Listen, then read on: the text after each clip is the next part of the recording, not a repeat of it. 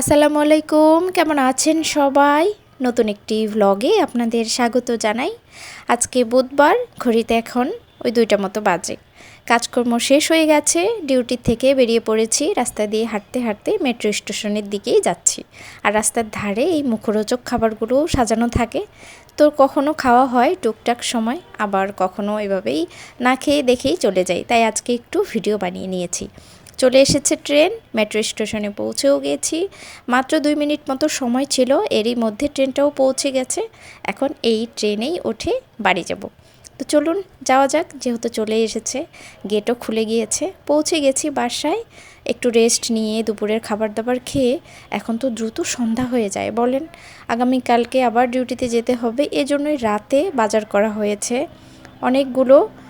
তো সেই বাজারগুলোই আমি রাতের বেলায় গুছিয়ে রাখি সব, কারণ রাতে অনেকটা কাজ যদি এগিয়ে রাখা যায়, সকালে বা সারাদিন অনেকটাই ফ্রি টাইম পাওয়া যায়। যেহেতু প্রফেশনাল কিছু কাজও করতে হয়, আবার বাসার কাজও গুছাতে হয়, সেহেতু আমি প্রেফার করি রাতের বেলায় যেন আমি টুকটাক সংসারের কাজ গুছিয়ে রাখতে পারি, একটু টুকটাক রান্নাবাড়া করে রাখতে পারি, বা একটু টুকটাক যে বাজার সদাই করা হয় সেগুলো করে আবার ফ্রিজ আপ করতে পারি। আবার চেক করি যে আসলে কী জিনিসটা লাগবে সংসারের, কী জিনিসটা নেই, কোনটা আনতে হবে। সেই জিনিসপত্রগুলো টুকটাক একটু দেখে শুনে যখন ডিউটি থেকে বাসায় আসি, বা উনি বাইরে থাকে, ওনাকেও আমি বলি যে এই বাজারটা নেই, এই কাজগুলো করতে হবে। উনি ঠিক সেই কাজগুলো আবার করে রাখে, আর আমি সেগুলো রাতের বেলায় সুন্দর মতো গুছিয়ে রাখি। কিছু ফ্রুট আনা হয়েছে, সেগুলো গুছিয়ে রাখলাম। এখানে গরম মশলার কৌটো, এটা আমার। তো গরম মশলা আসলে আছে, কিন্তু কিছু ফল আসলে ছিল না, তো সেগুলো আনা হয়েছে, সেগুলো এখানেই ঢুকিয়ে রাখলাম। কারণ এভাবে যদি টুকটাক কাজ না এগিয়ে রাখি, তাহলে সকালে অনেকটাই সময় নষ্ট হয়ে যায়। আর এখন রান্না করব একটু সবজি খিচুড়ি, তাই সব রকমের সবজি এখানে কেটে নিচ্ছি। এখানে যখন আমি সবজি কাটছিলাম, তখন মনে হচ্ছিলো যে সবজি রান্না করব, কিন্তু পরে মনে হলো যে এই শীতে সবজি খিচুড়িটা খাওয়া হয় নাই, অনেক দিন হয়ে গেল। এ তো আমরা সবাই জানি, শীতের মধ্যে যত প্রকার শাক সবজি হয়, এটা গরমকালে আসলে এত প্রকার আর পাওয়া যায় না। এই সম্পূর্ণ যে সবজিগুলো থাকে, সব কালারফুল সবজি দিয়ে একটা সবজি খিচুড়ি বানালে বেশ ভালো লাগে। সেটাতে কয়েক প্রকার ডাল দিয়েও যদি বানানো যায়, তাতেও কিন্তু ভীষণ মজা লাগে। কয়েকটা আলুও কেটে নিচ্ছি, একটু মোটা মোটা করে কেটেছি, অত চিকন কাটিনি, নতুন আলু তাড়াতাড়ি সিদ্ধ হয়ে যাবে। এই যে এখানে সব রকমের সবজি কেটে রেখেছি। বাঁধাকপি আছে, গাজর আছে, ফুলকপি আছে। চাল আর ডালটা খুব সুন্দর মতো করে হাত দিয়ে কচলে কচলে ধুয়ে রেখে দিয়েছি। এখন মাখানোর পালা।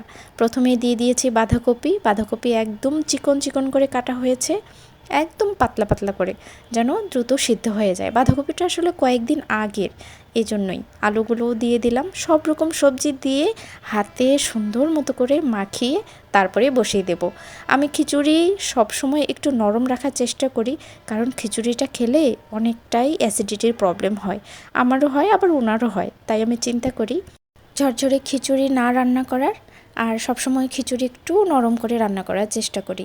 যদি ভুনা খিচুড়ি রান্না করি বা গোস্ত দিয়ে রান্না করি, সেটাতেও আমি চেষ্টা করি একটু নরম নরম রাখার। এখানে এখন সব রকম মশলাগুলো দিয়ে দিব।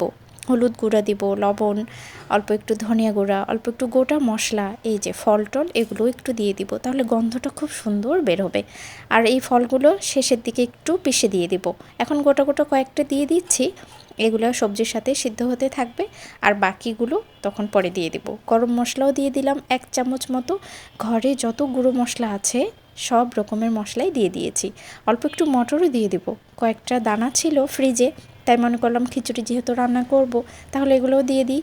দেখতেও ভীষণ ভালো লাগবে, আর খাবারটা মজাও হবে। আজকে যেহেতু সবজি খিচুড়ি, যত প্রকার সবজি বাসায় ছিল কয়েকদিন আগের বা আজকের, সব মিলিয়ে একটা সবজি খিচুড়ি এখানে রান্না করা হচ্ছে। কয়েকবার করে বেশ কয়েকটাই দিয়ে দিলাম। চলুন এবার 1 চামচ করে একটু আদা বাটা, একটু রসুন বাটাও দিয়ে দিই। তারপরে তেল দিয়ে সুন্দর মতো করে মাখিয়ে নেব। এই সবজি খিচুড়ি এতটাই মজা হয়, আমি যেভাবে রান্না করি আমার কাছে মনে হয় সবজি খিচুড়িটা আমার কাছে বেস্ট আমার রান্নার মধ্যে। কারণ ভুনা খিচুড়ি রান্না করতে গেলেও এরকম আমি মজা আসলে পাই না। নিজেরটা রান্না করে যখন খাই, তখন তেলটা দিয়ে দিচ্ছি, অল্প করেই দিয়ে দিব তেল, বেশি দিব না। কারণ বেশি দিলে আবার সেটা স্বাস্থ্যের জন্য ক্ষতিকর হয়ে যাবে।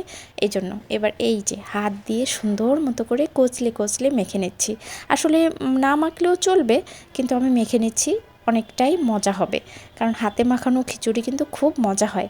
এই পাতিলটা দেখতে পাচ্ছেন, এটা আসলে আমার রাইস কুকারের পাতিল, আর রাইস কুকারেই বসিয়ে দেব, অন্য কোনো গ্যাসে বা ইন্ডাকশনে বসাবো না।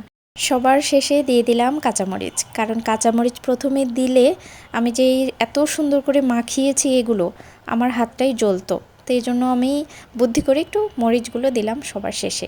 এখন পরিমাপ করে পানি দিয়ে দিচ্ছি।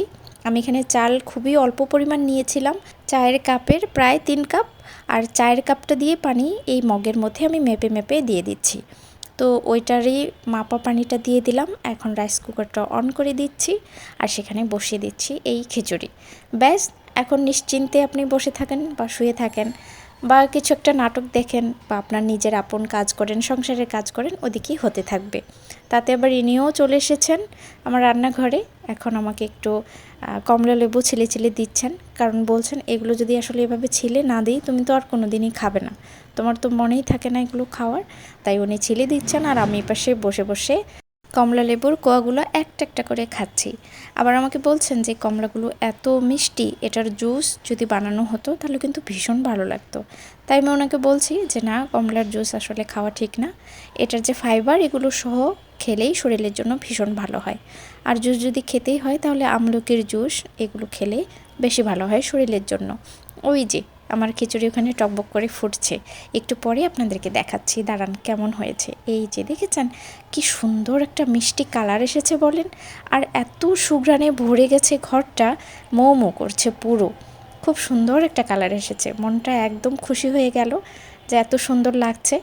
আরও দিয়ে দিচ্ছি এখন টমেটো। টমেটো তো অল্পতেই সিদ্ধ হয়ে যায়, একটু টুকরো টুকরো করে কেটে তারপরে দিয়ে দিলাম, এটাতেও মজাটা অনেকটাই বাড়বে। আর একটু দিয়ে দিব ধনেপাতা, তাহলে আরও সুঘ্রাণ বের হবে। একটু উল্টে পাল্টে দেই, তাহলে উপরে থাকা সবজি বা চাল এগুলো নিচে চলে যাবে আর নিচেরগুলো উপরে উঠে আসবে, তাতে একটু ব্যালেন্স হবে, ভালো মতো সিদ্ধ হয়ে যাবে আর নরমও হয়ে যাবে। দাঁড়ান এবার ঢেকে দিলাম, আবার কিছুক্ষণ পরে তারপরে দেখব। বেশ কয়েক মিনিট হয়ে গেছে, এরপরে আবার দেখছি যে কেমন হয়েছে। খুব সুন্দর মতো সিদ্ধ হয়ে গেছে, নরমও হয়েছে। দাঁড়ান এই যে দেখেছেন, আর চালগুলো বেশি গলেও যায় নাই, আবার সুন্দর মতো সিদ্ধও হয়ে গেছে। আর অল্প একটু সময় রাখবো, কারণ যে পানিটা আছে সেটা একটু শুকিয়ে যাবে, তাহলেই ভালো হবে। কারণ এই পানি পানি থাকলে আবার ফ্যাসফ্যাসা লাগবে। এই পর্যায়ে আমি একটু নুন টেস্ট করে নিচ্ছি যে কেমন হয়েছে। একদম সুন্দর মতো সব কিছু কমপ্লিট হয়ে গেছে, রান্না শেষ, এবার খেতে বসে পড়েছি, কারণ রাতও তো হয়ে যাচ্ছে বেশি বলেন। খুব টেস্ট হয়েছে, খুব মজা হয়েছে, খুব মজা করে উনি খাচ্ছেন। আর এদিকে আমি ওনার একটু জিজ্ঞাসা করছি যে আমি রান্না করলাম কেমন হলো বলো তো। তো বলছে না খুবই মজা হয়েছে, একটু আচার দিয়ে খাচ্ছি। এই রাতের বেলা আসলে আর ডিম ভাজি করলাম না বা বেগুন ভাজাও করলাম না, সেগুলো করলে আরও বেশি ভালো লাগতো। তো যেহেতু রাত হয়ে গেছে, রাতের খাবারটা শেষ করি। আমার কথা শুনে আসলে বুঝতেই পারছেন একটু গলার স্বরটা ভার ভার লাগছে, কারণ শরীরটাও একটু খারাপ যাচ্ছে, এই জন্য সময় মতো আর ভিডিও দেওয়া হচ্ছে না। তো যাই হোক, কিছু খারাপ লাগলে সেটা অবশ্যই অ্যাভয়েড করবেন। চলুন তাহলে আজকের ভিডিওটা এখানে শেষ করছি। আজকের ভিডিওটা কেমন লাগলো তা অবশ্যই কমেন্টে জানাবেন। যদি ভালো লাগে একটা লাইক করে দেবেন। আর ততক্ষণ পর্যন্ত সবাই ভালো থাকবেন, সুস্থ থাকবেন এবং সাবধানে থাকবেন। আর দেখা হবে খুব শিগগিরই নতুন অন্য কোনো ভিডিওতে।